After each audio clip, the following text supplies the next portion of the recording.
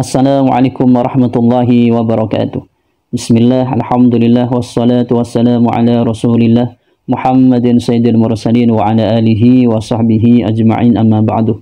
Ikhwana dan muslimin yang dimuliakan Allah, pada kesempatan kali ini kita akan menanggapi salah satu video yang beredar di TikTok ya, yaitu acara kayak tahlilan, mungkin begitu bahasanya kalau kita orang Jawa nyebutnya seperti itu. Acara tahlilan, karena ini adalah acara atau kumpul-kumpul yang dilakukan setelah acara kematian, yang merupakan acara kematian dari ibunya Pak Syafiq Reza Basalamah. Nah, mereka kumpul-kumpul, kemudian mereka di sana itu bincang-bincang dan plus makan-makan. Padahal mereka menjargonkan hal itu tidak boleh. Ma'atam ketika ada mayat meninggal itu tidak boleh, tapi mereka melakukan ma'atam. Tapi sebelum kita mengomentari panjang lebar, kita saksikan dulu videonya ya. Mata nih mata nih gue pak picek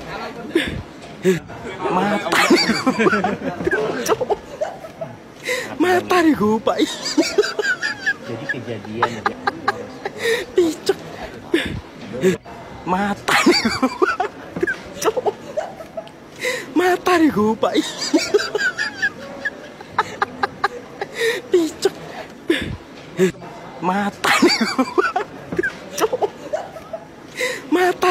Dari video tersebut kita melihat begini, kelompok Salafi Wahabi ini kan gencar sekali atau memang sangat keras sekali mengatakan tahlilan itu tidak boleh. Tapi pada kenyataannya atau di satu kasus mereka itu kadang yang melanggar dengan apa yang menjadi komitmen mereka sendiri atau dengan apa yang mereka ucapkan.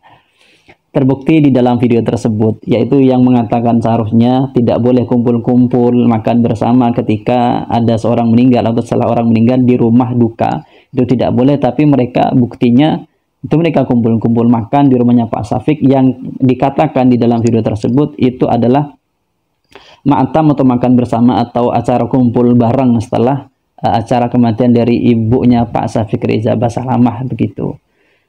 Padahal mereka itu kadang begini, buat jargon begini, Imam Syafi'i itu tidak memperbolehkan ma'atam setelah atau ma'atam di rumah orang duka atau orang meninggal itu, baik ya satu atau sampai ya setelah meninggal sampai dan seterusnya begitu.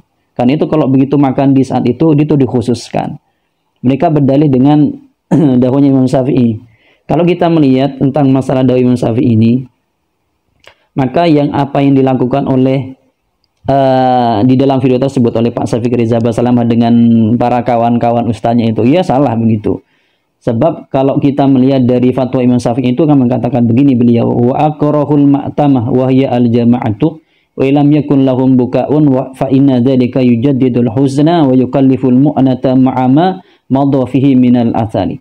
Jadi dikatakan bahwasanya ma'tam yaitu kumpul-kumpul makan bersama di rumah duka setelah kematian seseorang, itu tidak diperbolehkan, meskipun di sana itu tidak ada nangis-nangis. Kenapa? Karena itu menyebabkan orang itu tambah biaya. Yang asalnya orang itu, yang seasalnya ya tidak perlu mikiran biaya ini dan itu, ketika datangnya orang maka mikirkan biayanya ini dan itu, dalam artian juga makanannya. Ini yang Imam Syafi'i. Lah, kalau kita lihat dalam video tersebut ya masuk seharusnya. Apa yang diucapkan oleh orang-orang Salafi Wahabi kembali kepada dirinya, dan nanti ketika kembali kepada dirinya atau dalam artian mereka melakukan apa yang mereka ucapkan yang katakan itu bid'ah, mereka akan mencari 1000 alasan untuk mengatakan itu boleh begitu, meskipun alasan itu atau tendensi itu atau hujah itu sebenarnya tidak mu'tabar di kalangan para ulama begitu.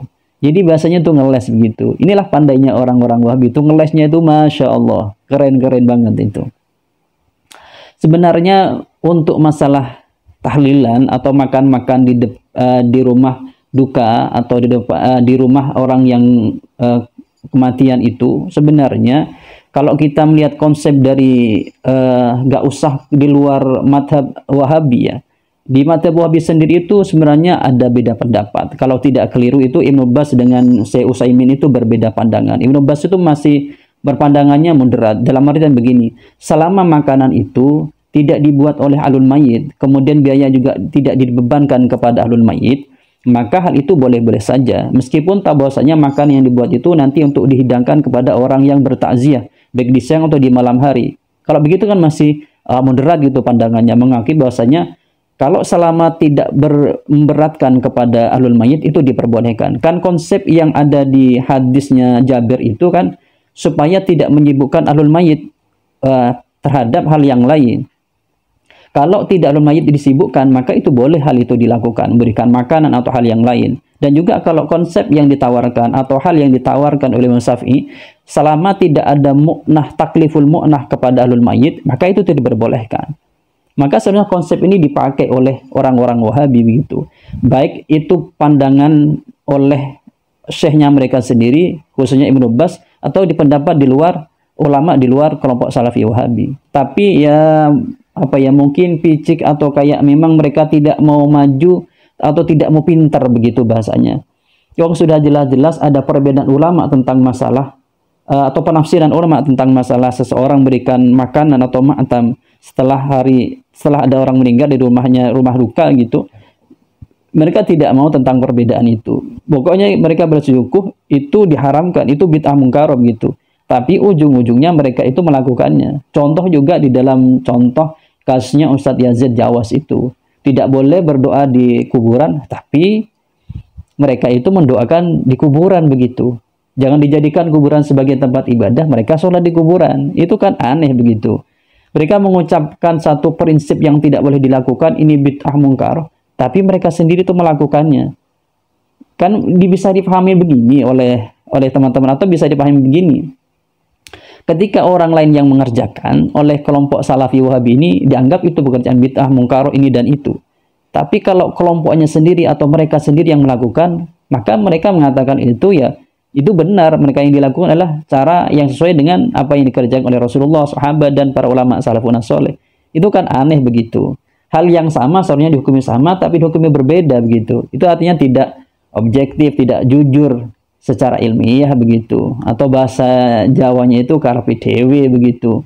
Kalau begitu kan pemikirannya anak-anak, atau bisa kita bilang pikiran anak TK begitu, atau pikiran anak SD yang belum matang secara menguasai dalil begitu. Kan kalau orang yang memang matang menguasai dalil, atau yang orang paham terhadap dalil, baik secara dalil secara nas atau dalil secara ulama, itu kan ketika menilai sesuatu itu kan memang objektif. Ada artian kalau itu salah secara kasus ini, maka kalau kasusnya sama itu seharusnya salah. Begitu juga sebaliknya, ketika kasus ini sebenarnya dipandang sisi ini benar, maka kasus yang sama seperti itu dihukumi benar begitu. Tidak pelin-pelan gitu. Kadang benar, kadang tidak begitu. Itu kayak ya anak SD atau anak TK begitu, tidak punya pendirian begitu. Kalau bahasa ilmiahnya atau bahasa pesantrennya sebenarnya masih belum matang menguasai dalil atau baca kitabnya begitu, sehingga ketika melihat sesuatu masih kiri dan kanan begitu, kadang haram kadang halal begitu. Meskipun kita tahu hal itu sebenarnya bisa berubah tergantung ilatnya, tapi kalau satu ilatnya seharusnya kan mengatakan itu sama hukumnya begitu. Ya mungkin itu yang dapat kami sampaikan dari kami, kurang lebihnya assalamualaikum warahmatullahi taala wabarakatuh.